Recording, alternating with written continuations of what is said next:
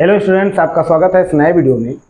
आज स्टूडेंट्स हम आपको बताएंगे अन्योन प्रेरण किसे कहते हैं और अन्योन प्रेरण गुणांक अथवा अन्योन प्रेरकत्व की डेरिवेशन बताएंगे। ठीक है, जो कुछ इसका डेरिवेशन होगा वो भी इस वीडियो में बताएंगे। सबसे पहले स्टूडेंट ध्यान दीजिएगा, इसमें सबसे पहले अन्योन प्रेरण, पहले चित्र आप लोग समझ लीजिएगा।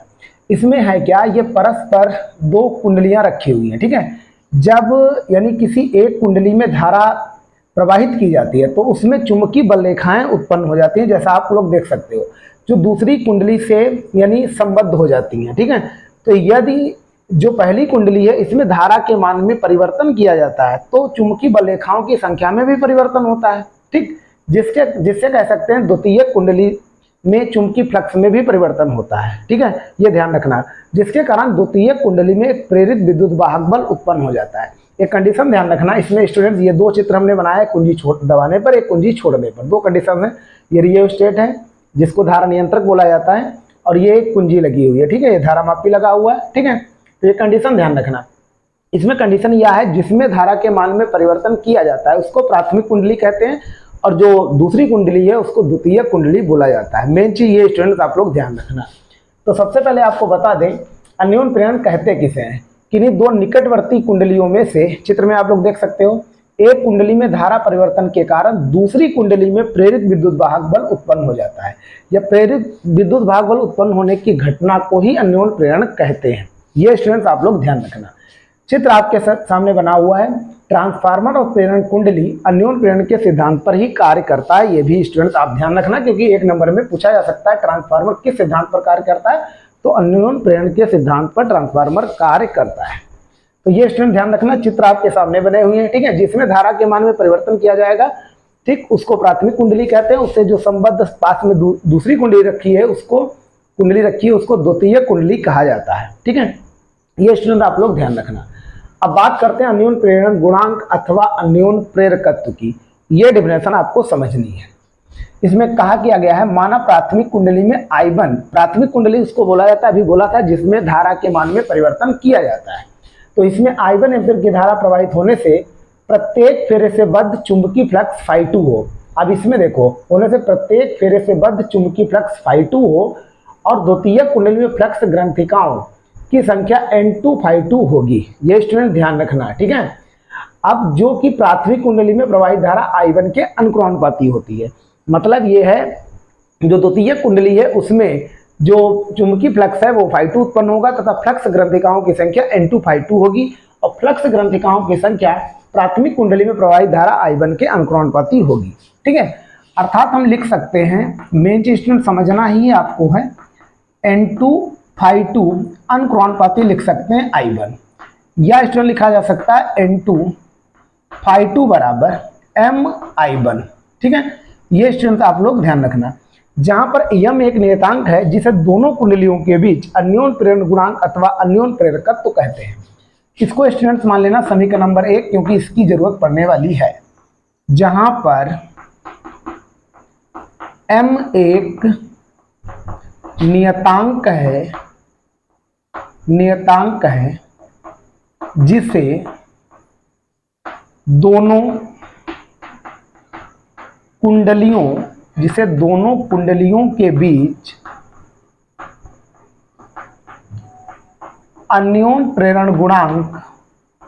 अन्योन प्रेरण गुणांक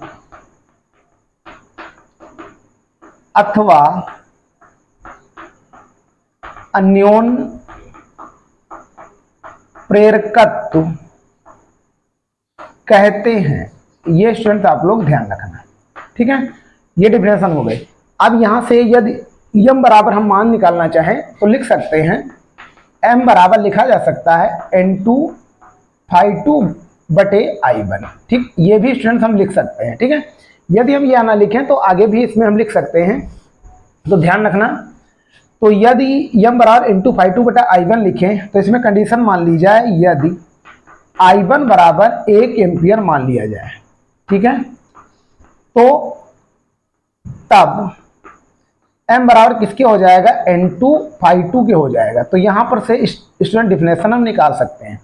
अतः कह सकते हैं दो कुंडलियों के बीच अन्योन प्रेरण गुणांक द्वितीय कुंडली में फ्लक्स ग्रंथिकाओं की संख्या के बराबर होता है, जबकि प्राथमिक कुंडली जो है उसमें यानी I1 के मान को प्राथमिक कुंडली में बहने वाली धारा को एकांक मान लिया जाए, तो ये कह सकते हैं यानी दो कुंडलियों के बीच अन्योन्य प्रेरण गुणांक अथवा अन्योन्य प्रेरकत्व द्वितीयक कुंडली में फ्लक्स ग्रंथिकाओं, जैसा लिखा है इसमें ना, द्वितीयक कुंडली में फ्लक्स ग्रंथिकाओं की संख्या के बराबर होगा, जबकि उनके यानी प्राथमिक कुंडली में धारा एकांक मान ली जाए, तब यहाँ से डिफिनेशन निकल सकती है।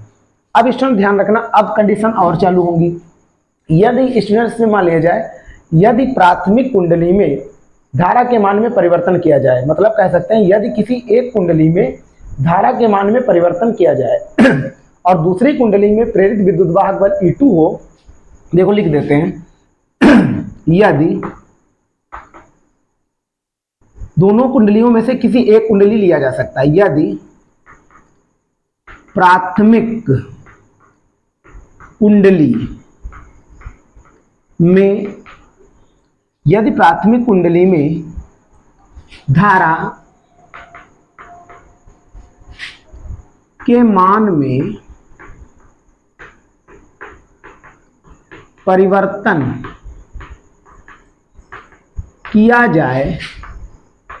किया जाए और द्वितीयक कुंडली में प्रेरित विद्युत वाहक बल E2 हो, तब फैराडे के नियम के अनुसार क्या स्टूडेंट लिखा जा सकता है, यहां पर यह भी लिख सकते थे किसी एक कुंडली में धारा के मान में परिवर्तन किया जाए, तो जिसमें परिवर्तन किया जाएगा उसको प्राथमिक कुंडली ही बोला जाएगा, और द्वितीय कुंडली में जो फ्लक्स ग्रंथिकाओं की संख्या यानी जो चुंबकीय फ्लक्स में परिवर्तन होगा जिसके कारण प्रेरित विद्युत वाहक बल उत्पन्न हो जाएगा, तो वही लिखा है E2 बराबर minus N2 delta φ2 upon delta T हो जाएगा। ठीक है, अब यहां पर हम लिख क्या सकते हैं, देखो इसको इस प्रकार से लिखना है E2 बराबर माइनस डेल्टा N2 φ2 आप एक में लिख लीजिए अपॉन डेल्टा T, यहां लिख दीजिए समीकरण 1 से। अब समीकरण 1 से हम क्या लिखेंगे N2 φ2 की जगह पर M1 I1 आ जाएगा, मतलब E2 बराबर माइनस डेल्टा, यहां पर लिख लेंगे MI1, ठीक है, अपॉन डेल्टा T स्टूडेंट लिखा जा सकता है। अब इसको हम पुनः लिख लेंगे E2 बराबर माइनस डेल्टा, फिर बाहर अंदर भेज देंगे delta I1 upon delta T हो जाएगा। ठीक, ऐसा हमने लिख लिया, इस प्रकार इसको लिखा जा सकता है। या स्टूडेंट इसको हम जहां पर हम कह सकते हैं डेल्टा I1 बटे डेल्टा T प्राथमिक कुंडली में धारा परिवर्तन की दर है। यहां पर स्टूडेंट हम लिखना चाहें तो लिख दें जहां पर delta I1 upon delta T प्राथमिक, पूरा लिख देते हैं, प्राथमिक कुंडली में धारा परिवर्तन की दर है। ठीक है, तो स्टूडेंट इसमें या हम इसको सही रूप में लिखेंगे तो m बराबर हो जाएगा माइनस, इधर लिख लिया हमने E2 अपॉन, यानी माइनस हमने इधर लिख लिया। ठीक है, तो E2 अपॉन हो जाएगा delta I1 upon delta T। अब यहां पर स्टूडेंट ध्यान रखना, यदि कंडीशन ध्यान रखना, delta I1 upon delta T बराबर 1 एम्पियर प्रति सेकेंड मान लिया जाए, तब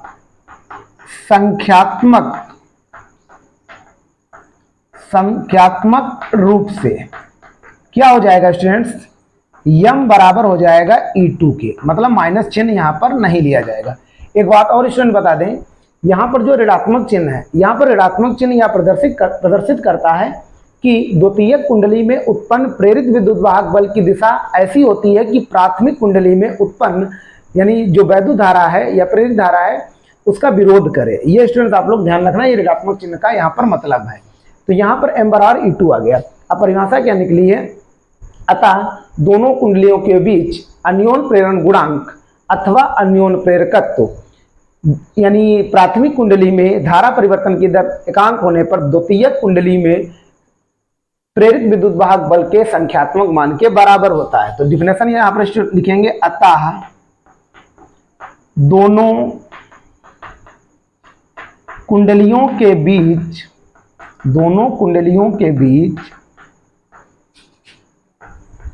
अन्योन प्रेरण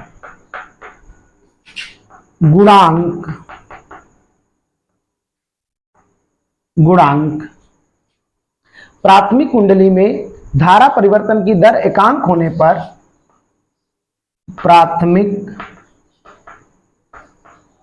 कुंडली में धारा परिवर्तन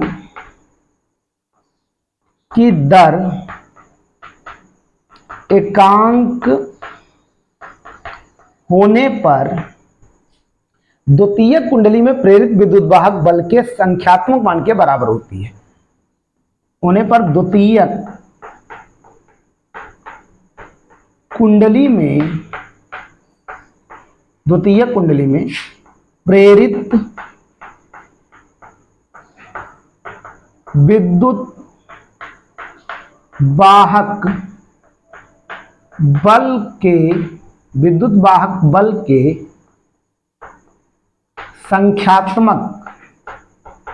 संख्यात्मक मान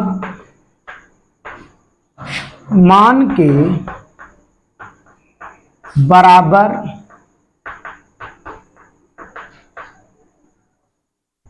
होता है। ये स्टूडेंट्स आप लोग ध्यान रखोगे, ये इसकी स्टूडेंट डिफिनेशन यहाँ पर निकल के आई है, आप लोग समझ सकते हो। ये डिफिनेशन इसकी विद्वन निकली है। अतः दोनों कुंडलियों के बीच अन्योन प्रेरण गुणांक अथवा अन्योन प्रेरकत्व प्राथमिक कुंडली में धारा परिवर्तन की दर एकांक होने पर द्वितीय कुंडली में प्रेरित विद्युत वाहक बल के संख्यात्मक मान के बराबर होता है। ठीक है, ये ध्यान रखना। ये स्टूडेंट इस हिसाब से ये पूरा डेरिवेशन हो गया। फिर से आप लोग स्टूडेंट समझ लीजिएगा, अन्योन प्रेरण कहते किसे हैं? किन्हीं दो निकटवर्ती कुंडलियों के बीच में से किसी एक कुंडली में धारा परिवर्तन के कारण दूसरी कुंडली में प्रेरित विद्युत वाहक बल उत्पन्न होने की घटना को अन्योन प्रेरण कहते हैं। ठीक, अन्योन प्रेरण गुणांक के उदाहरण ट्रांसफार्मर तथा प्रेरण कुंडली हैं। ये चित्र आपको विधिवत हम आपको समझा चुके हैं। इसमें एक को प्राथमिक कुंडली कहा जाता है जिसमें वैद्युत धारा के मान में परिवर्तन किया जाता है, तथा दूसरी कुंडली को यानी द्वितीयक सेकेंडरी कॉइल कहा जाता है। ये स्टूडेंट ध्यान रखना। फिर इसमें डेरिवेशन चालू हुआ है। पहली कंडीशन ये है, द्वितीय कुंडली में फ्लक्स ग्रंथिकाओं की संख्या प्राथमिक कुंडली में बहने वाली धारा, ठीक, धारा के मान में जो परिवर्तन करते हैं I1 के अनुक्रमानुपाती होती है। तो N252 बराबर MI1, जहां पर M एक नियतांक है जिसे दोनों कुंडलियों के बीच अन्योन प्रेरण गुणांक अथवा अन्योन प्रेरकत्व कहते हैं। M का मान निकाल लिया। फिर यदि I1 बराबर 1 एम्पियर मान लिया जाए तो M बराबर N252 आ जाएगा। यहाँ पर से भी डिफिनेशन आ जाएगी। अतः दो कुंडलियों के बीच अन्योन प्रेरण गुणांक अथवा अन्योन प्रेरकत्व द्वितीय कुंडली में फ्लक्स ग्रंथिकाओं की संख्या के बराबर होता है, जबकि प्राथमिक कुंडली में 1 एम्पियर की धारा प्रवाहित हो रही हो। दूसरी कंडीशन, यदि प्राथमिक कुंडली में धारा के मान में परिवर्तन किया जाए और द्वितीय कुंडली में वैद्युत वाहक बल E2 हो, तब फैराडे के नियमानुसार E2 बराबर -N2 delta φ2 upon delta T. इसको स्टूडेंट हल किया हमने। तो यहाँ पर जो delta I1 upon delta T है, ये प्राथमिक कुंडली में धारा परिवर्तन की दर है, एकांक मान लिया।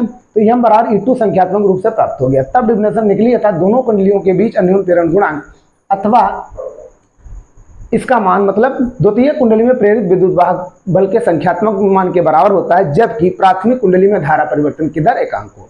यदि स्टूडेंट यह वीडियो आपको अच्छा लगा तो प्लीज हमारे चैनल को सब्सक्राइब कर लीजिएगा। इस तरह के आपको वीडियो मिलते रहेंगे। Thanks for watching.